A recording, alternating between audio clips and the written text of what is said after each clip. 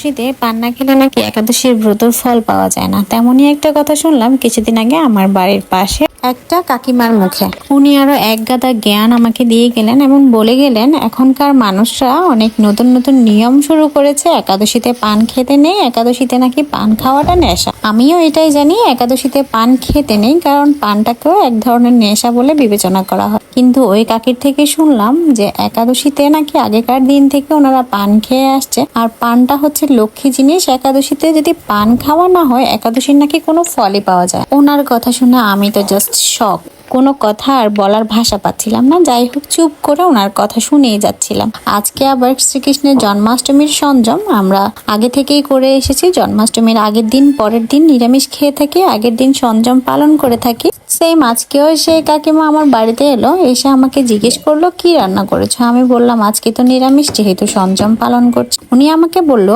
আমাদের দেশে সংযম পালন করা হয় না। আমি জাস্ট শকড।